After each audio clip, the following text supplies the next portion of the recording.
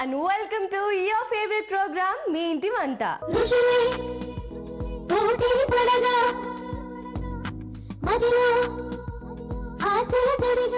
దేశ విదేశాల సరికొత్త వంటల్ని మీకు పరిచయం చేస్తున్న మీ ఇంటి వంటలో ఈ రోజు సరికొత్త 2 వంటకాలు పరిచయం చేయడానికి షెఫ్ చలం నాయుడు గారు రెడీగా ఉన్నారు. మరి ఇవాళ ఆయన ఏ వంటకాలు పరిచయం చేస్తారో అడిగి తెలుసుకుందాం. వెల్కమ్ చలం నాయుడు గారు. ఎలా ఉన్నారు? బాగున్నాను, మీరు ఎలా ఉన్నారు? బాగున్నానండి. సో ఇవాళ మాకు 2 రుచికరమైన వంటలు నేర్పించబోతున్నారు. అవునండి. ఏవేవి? ఫస్ట్ వంట ఏంటంటే వంకాయ పూర్ణం.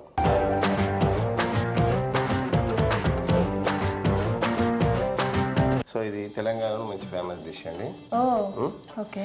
సో అది మనం చేసి చూద్దాం. ఫస్ట్ ఈ వంకాయ పూర్ణానికి కావాల్సిన పదార్థాలు ఏంటో మనం తెలుసుకుందాం. మనం తురిమిన కొబ్బరి, ఉప్పు, ధనియాలు, ముక్కలుగా కోసుకున్న ఉల్లిపాయలు, గసగసాలు, ఎండిమిరపకాయలు, కరివేపాకు, జీలకర్ర, వంకాయలు, చింతపండు రసం, నూనె. సో ముందుగా ఏం చేయాలంటే వంకాయని తీసుకొని గుత్తి వంకాయని మనం కట్ చేసేటట్టుగానే ఇట్లా 4 ముక్కలుగా ఇలా కట్ చేసుకోవాలి. 4 చీలికలుగా కట్ చేసుకున్న తర్వాత స్టవ్ ముందు మనం వెలిగించుకొని సో ఈ వంకాయ పూర్ణానికి మసాలా ఎలా తయారు చేయాలో ముందు తెలుసుకోవాలి.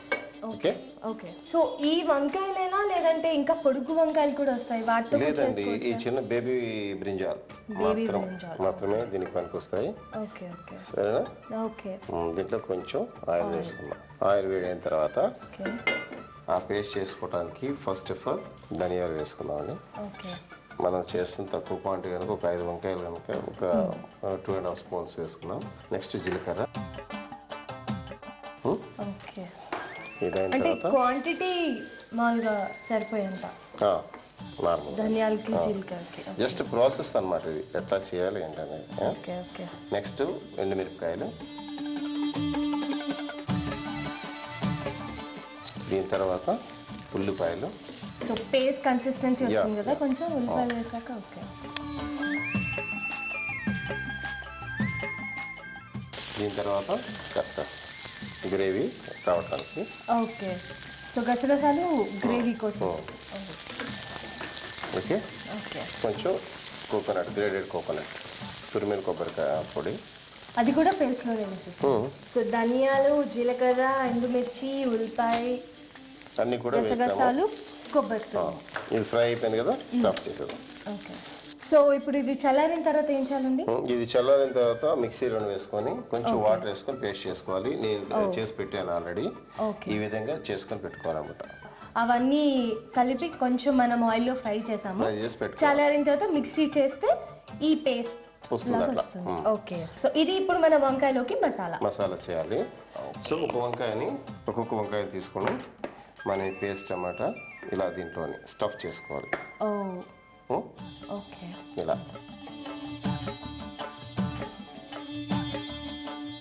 Okay okay okay.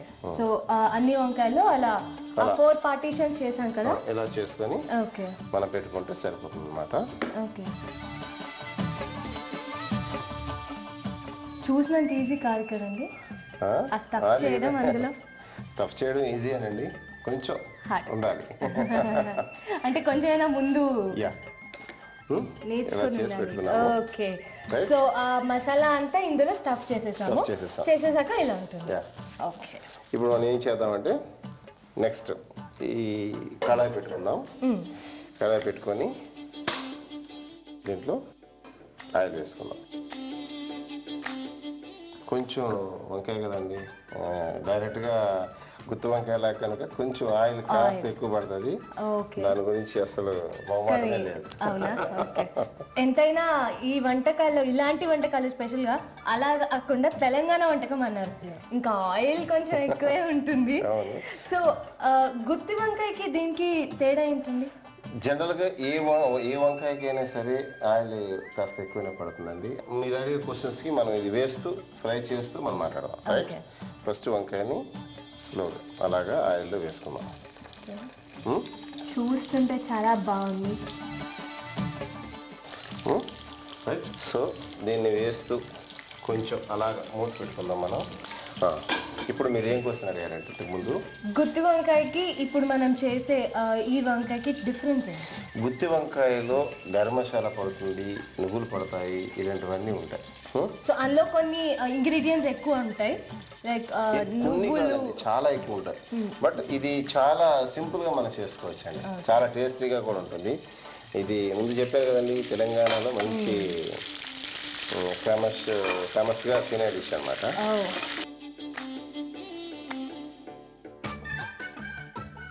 అలాగా స్లోగా మగ్గుతూ ఉండాలి దాన్ని. సిమ్లో పెట్టేశారా? సిమ్లో అవసరం లేదండి, డైరెక్ట్గా నార్మల్ హై కొంచెం ఎక్కువ మంట మీద అయినా అది అలా మగ్గుతూ ఉంటుంది. ఓకే చూద్దామండి. గుమగుమలు అయితే ఇలా వాసన వచ్చేస్తుంది, ఇప్పుడు చాలా చాలా టేస్టీగా.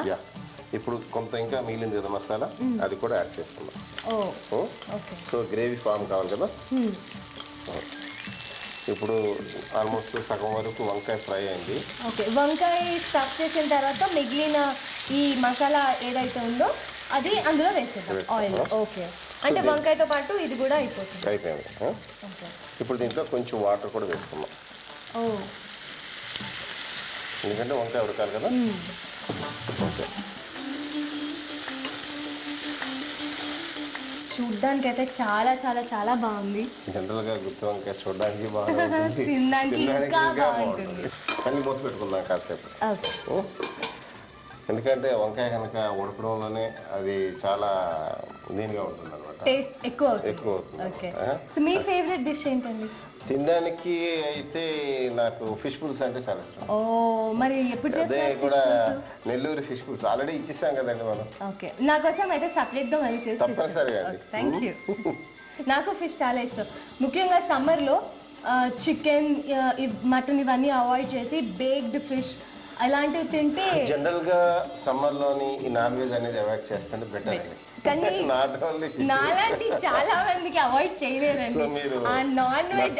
అది కనీసం ఎగ్ ఆమ్లెట్ అయినా లేని అన్నం తినాలంటే అబ్బా అనిపిస్తుంది, చాలా బాగుంది. సో అలాంటి వాళ్ళకి సమ్మర్లో చికెన్ మటన్ ఇవి కొంచెం అవాయిడ్ చేసి ఫిష్ బేక్డ్ ఫిష్ అలా తింటే ఇంకా బాగుంటుంది. కానీ ఇంత నేను ఏకీభవించండి, సమ్మర్లో ఎప్పుడు కూడాను చక్కగా కీరా లాంటివి లేకుంటే సాలడ్స్ లాంటివి ఇలాంటివి అయితే చాలా హెల్దీగా ఉంటుంది. సో అలాగని చెప్పేసి మొత్తం సమ్మర్ అంతా ఉపాసాలు చేసి ఏదో మండల దీక్షలు చేసి అని అలానే అనిపిస్తుంది. మరి చూద్దామండి. ఆయిల్లో వాటర్లో అలా ఉడుకుతుంది, ఎంత బాగుందో. సో వంకాయ ఉడికిపోయింది. ఓకే, దీంట్లో ఇప్పుడు ఏంటంటే చింతపండు మరి కొంచెం వేసుకుందాం. అది కొంచెం బాయిల్ అయిన ఒక 5-10 minutes తర్వాత చింతపండు పులుసు వేసుకుందాం. ఇది ఉడుకుతా ఉన్నదండి. జస్ట్ ఇప్పుడు ముందు మనం కరివేపాకు వేసాం అనుకోండి ఆయిల్లోని, అది మొత్తం పగిలిపోయి కరివేపాకు చితికిపోతుంది అనమాట, కనపడకుండా అయిపోతుంది. వాసన కూడా ఇంకేం ఉండదు, మంచి వాసన సువాసన ఉండదు. ఇప్పుడు ఇలా కూడా వేసుకోవచ్చా? మంచి ఫ్లేవర్ ఉంటుందండి, పచ్చిగా ఉంటుంది కదా, పచ్చిగా ఉండడం వల్ల ఒక చక్కటి ఫ్లేవర్ వస్తుంది అనమాట.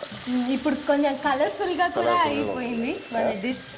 డిష్ అవుట్ చేసేద్దాం. ఇంకా ఇదంతా గ్రేవీలో కాదండి, ఇదంతా ఆయిల్. ఈ ఆయిల్ని సపరేట్ చేసుకోవాలి, ఎందుకంటే ఈ ఆయిల్ ఉండబట్టే ఇంత చక్కగా కుక్ అయింది, చూసారా అది. సో దీంట్లోని ఇప్పుడు మనం ఆల్మోస్ట్ కొంచెం ఉప్పు వేసినా నాకు ఉప్పు తక్కువ అనిపిస్తుంది, కొంచెం వేసుకుందాం ఉప్పు, రైట్. ఎందుకంటే చింతపండు వేసిన తర్వాత జనరల్గా తెలిసిపోతుంది ఉప్పు సరిపోయిందా లేదా అనే విషయం తెలిసిపోతుంది మాకు. సో ఆ స్మెల్ని బట్టి ఉప్పు తక్కువ నాకు అనిపించింది, అందుగురించి చేసుకున్నాను. అది జనరల్గా పులుసు కూరల్లో కానీ పులిహోరలో కానీ ఉప్పు తక్కువ అయితే మాకు తెలిసిపోతుంది అనమాట. అది నా నోట్లో పెట్టుకోవాల్సిన అది. సరే, డిష్ అవుట్ చేస్తాను. ఫస్ట్ క్యూట్ గా ఈ ఫ్లవర్ ప్రెజెంటేషన్ తో రెడీగా ఉంది, చాలా చాలా క్యూట్ గా ఉంది. రైట్, ఇలా సెమీ గ్రేవీతో చేసుకుందాం.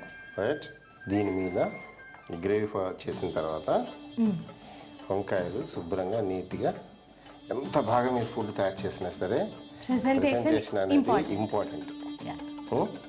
సో క్యూట్ ఫ్లవర్ని మీరు వచ్చిపోతున్నారు.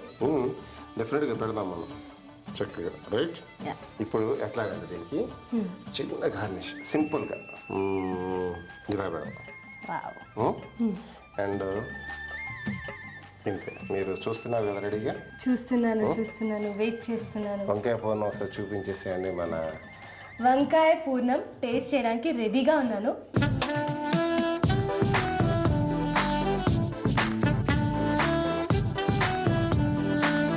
చాలా చాలా చాలా టేస్టీగా ఉంది. థ్యాంక్ యూ సో మచ్ ఈ వంటకాన్ని పరిచయం చేసినందుకు. వెల్కమ్.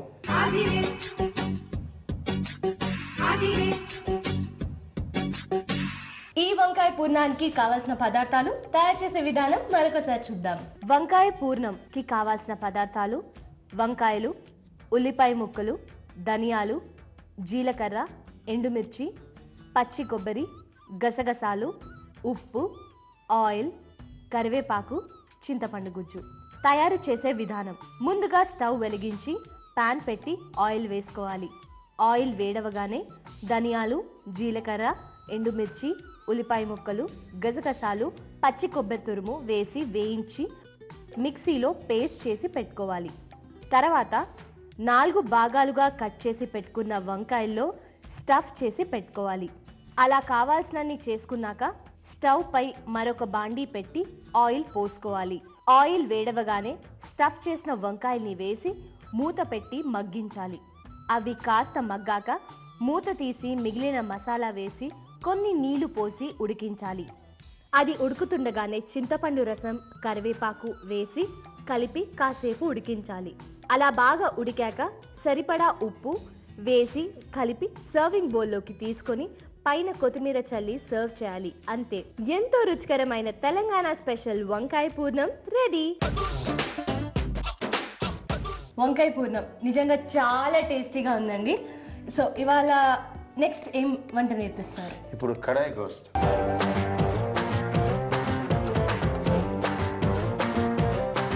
కావాల్సిన పదార్థాలు ఏంటండి? ఉడికించిన మాంసం, ఉల్లిపాయ ముక్కలు, కారం, మిరపకాయ ముక్కలు, పెరుగు, టమాటా ముక్కలు, అల్లం వెల్లుల్లి ముద్ద, మిరియాల పొడి, క్యాప్సికమ్ ముక్కలు, తరిగిన కొత్తిమీర, ఉప్పు, ఆయిల్. సో ఈ ఇంగ్రీడియంట్స్ అన్ని మనకి ఇంట్లో ఉండేవే. ఆబ్వియస్లీ అండి. ఓకే, సో మనం ప్రాసెస్ స్టార్ట్ చేసేద్దాం. రైట్. ముందు వంకాయకి రెచ్చిపోయి ఇచ్చేసేమన్నారు కదా ఆయిల్. ఇప్పుడు మనం తక్కువ మీకు కొంచెం తక్కువ వేసుకుందాం. Thank you. రైట్. కొంచెం హెల్త్ కాన్షియస్ కూడా ఉండాలి కదా. సమ్మర్లో నాన్ వెజ్ తింటా అన్నారు కదండి. నాన్ వెజ్లో కొంచెం ఆయిల్. నాన్ వెజ్ పూర్తిగా మానేయడం కాదు, కొంతమంది తినకుండా ఉండలేరు కదా, వాళ్ళ కోసం బేక్డ్ ఫిష్. అలాంటప్పుడు కొంచెం నాన్ వెజ్ తినేటప్పుడు కాస్త ఆయిల్ కూడా ఆ మోతాదులో ఉండాలి కదా. అవును, కరెక్ట్. ఆయిల్ వేడైపోయినాక ఉల్లిపాయ ముక్కలు వేసుకో. దీంట్లోనే పచ్చిమిరపకాయ ముక్కలు కూడా వేద్దాం. ఓకే. సో ఒక కడాయిలో నూనె వేడైపోయిన తర్వాత తరిగిన ఉల్లిపాయ ముక్కలు, పచ్చిమిరపకాయ ముక్కలు వేసుకోండి. కొంచెం బ్రౌనిష్ రావాలా? కొంచెం అలా బ్రౌన్ కావాలి. ఓకే. అయితే ముందుగా మనం మటన్ని తీసుకొచ్చి చక్కగా ఉడికించి పెట్టుకున్నాం. ఓకే. జనరల్గా ఒకటి చెప్తున్నాను, మటన్ ఎప్పుడైనా సరే మనం ఇప్పుడు ప్రోగ్రామ్ గురించి ఉడికించి మనం రెడీ పెట్టుకున్నాం అనుకోండి, ఎప్పుడైనా సరే డైరెక్ట్ మటన్ కుక్ చేస్తూ ఫుడ్ తయారు చేస్తే మటన్ టేస్ట్ చాలా బాగుంటుంది. ఓ, అంటే నార్మల్ గా బాయిల్ చేస్తే చాలా, దాంట్లో ఏమైనా వేయాలా? పసుపు, ధనియాల పొడి, కారం కొంచెం అండ్ ఉప్పు కూడా ఇది వేసి దాని తర్వాత వండుకుంటే టేస్ట్ చాలా బాగుంటుంది. సెకండ్ జింజర్ గార్లిక్ పేస్ట్ వేద్దాం. ఉల్లిపాయ ముక్కలు వేగిన తర్వాత ginger garlic paste. Right.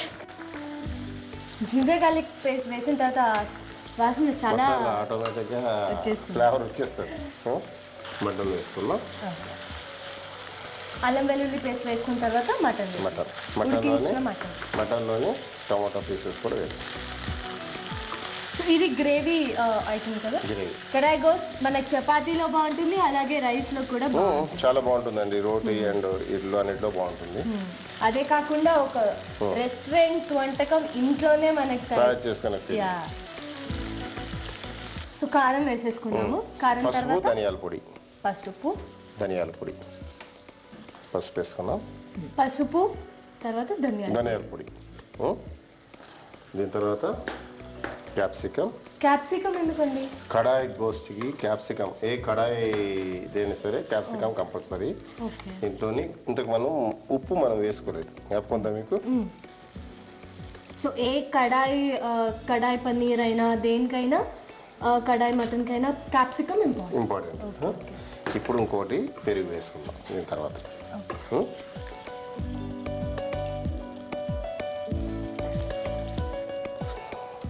So కొంచెం వాటర్ వేసుకుందాం అంటే అది ఉడకడానికి మటన్. చాలు.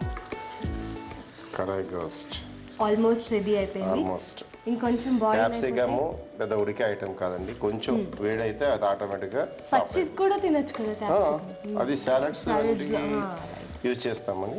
దీంట్లో ఫైనల్గా పెప్పర్ పౌడర్, మిరియాల పొడి, అంత కొంచెం మిరియాల పొడి సరిపోతుంది. సో అయిపోయింది డిష్. కొత్తిమీర జల్లేసుకొని డిష్ అవుట్ చేసుకోండి. కడాయి గోస్ట్ చాలా సింపుల్గా అయిపోయిందండి.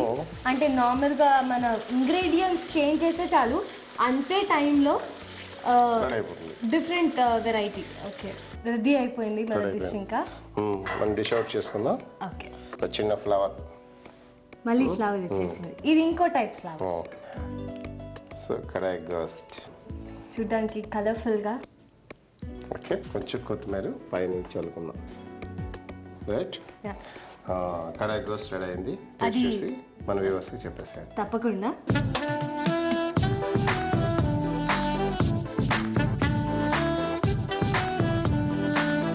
చాలా బాగుందండి. వెల్కమ్.